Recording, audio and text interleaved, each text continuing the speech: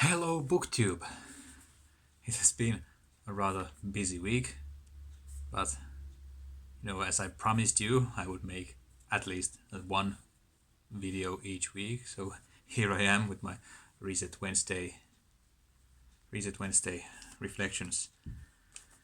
So yeah, let's start with the busy week thing. This is the 8th week of the year, and here in Finland, that is a holiday week for most people, especially students.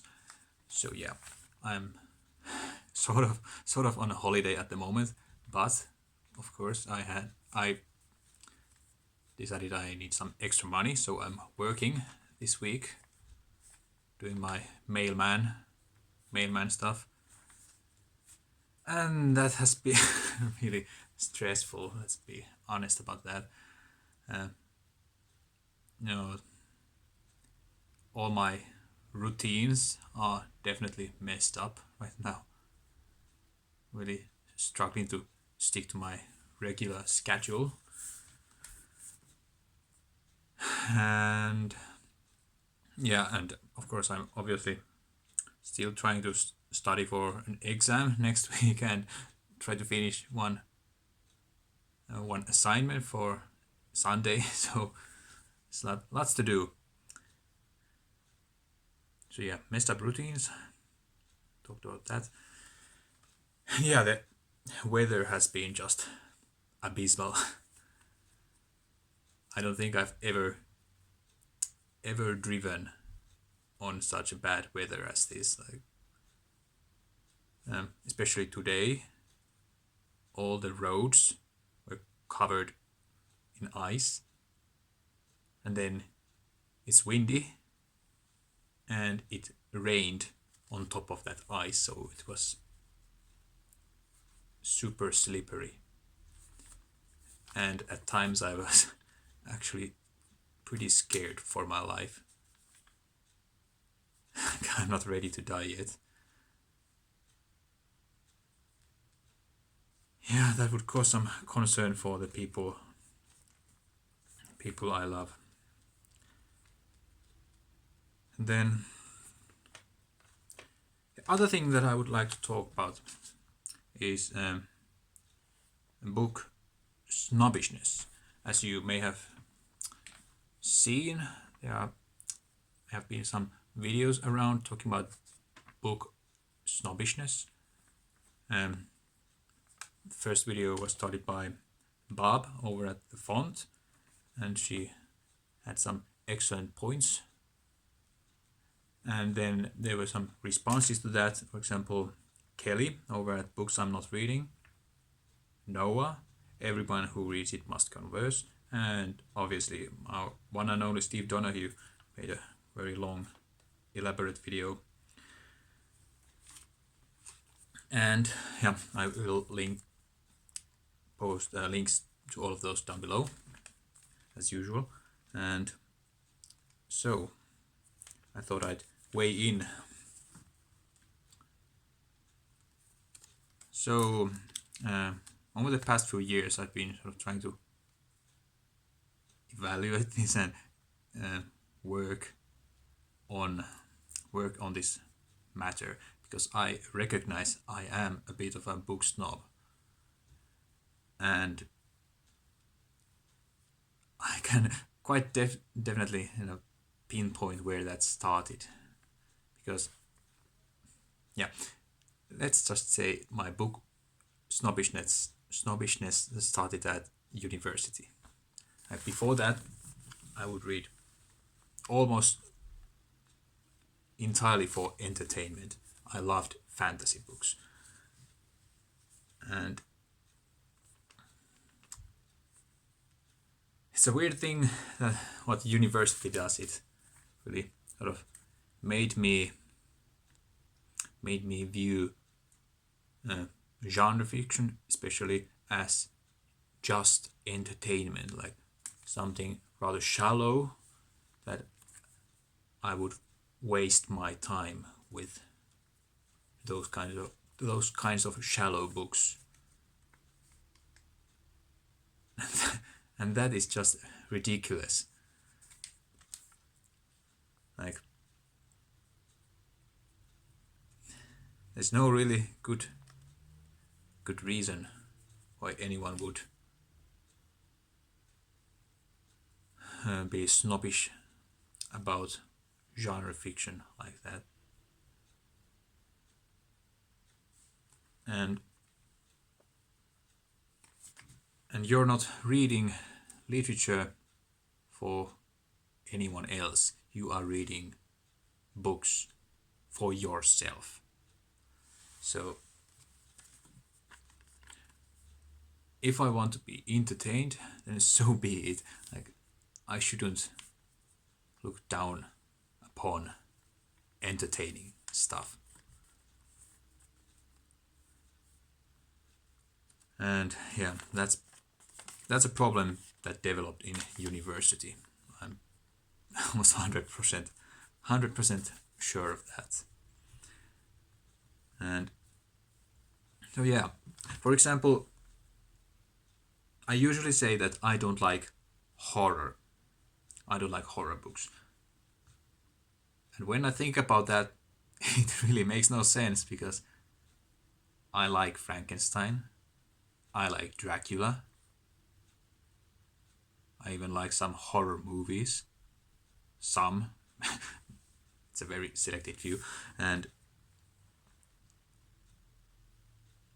I love werewolves, and they are pretty much a staple in horror fiction. Yeah, I even wrote a werewolf story when I was in high school. So why I look down upon snobbishness, those books? Yeah, it makes no good sense. So that's definitely a big problem that I'm working on right now to overcome my snobbishness and find the sort of joy in enjoying those kinds of books again.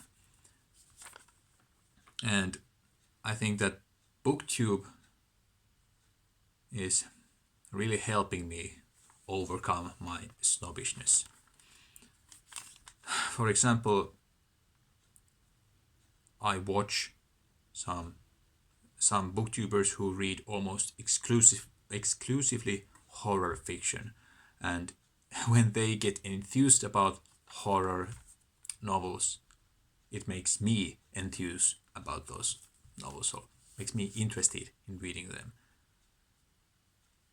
And just recently, Steve Donoghue, yeah, he did that other response video as well, where he talked with, was it Bookish Knitter, about snobbishness regarding romance novels. And yeah, I definitely am a bit of a snob when it comes to that genre as well. And that video really helped me sort of evaluate my thinking and sort of reconsider my position. And then obviously there's March Mystery Madness coming this March. So there have been so many amazing videos related to that event in the past few weeks, and they have made me enthusiastic about reading mysteries, and I'm willing to try mysteries again to see if I find something that I like. And I'm going to try this Heresy by S.J. Parris that was recommended by Kit over at Kit's World. He made a great review video of that. So yeah, I'm going to try many new kinds of things to overcome my snobbishness. All right, I guess we are done with that snobbishness thing. And what I want to say is that perhaps snobbishness might be okay, but it's important to recognize whether you are a book snob or not. Yeah. Then, as I already stated in the beginning, this has been rather hectic week so far with little to no time to read. And I'm still reading these 3 books that I showed you last week. We have Dante, Jumalan näytelmä, Kanti by Giacomo Leopardi, and Sinuhe Egyptiläinen or The Egyptian by Mika Valtari. And I have made very little progress with these. And for now, I think I'm going to sort of put this one aside until I have enough time at my disposal to actually read it. And the excellent video series by Tom L.A. Books is not going anywhere, so yeah, I can always go back to that when I want to.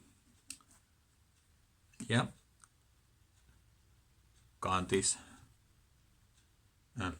Giacomo Leopardi's Kanti poetry, still progressing, something like 1 poem a day, or maybe not even that, slowly but steadily.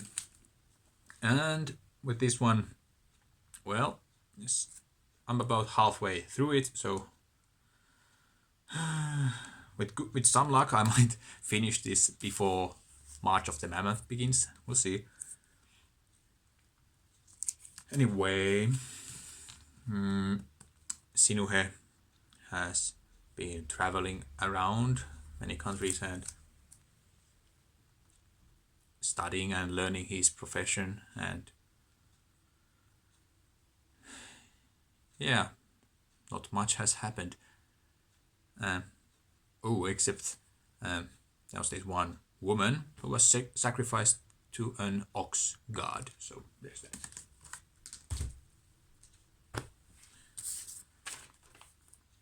So yeah, that was... I guess that was all I have to say for this week.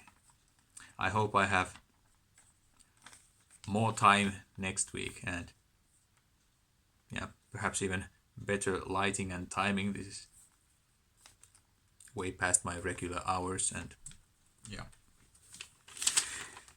Anyway, I'm back to my bookie activities, and see you soon.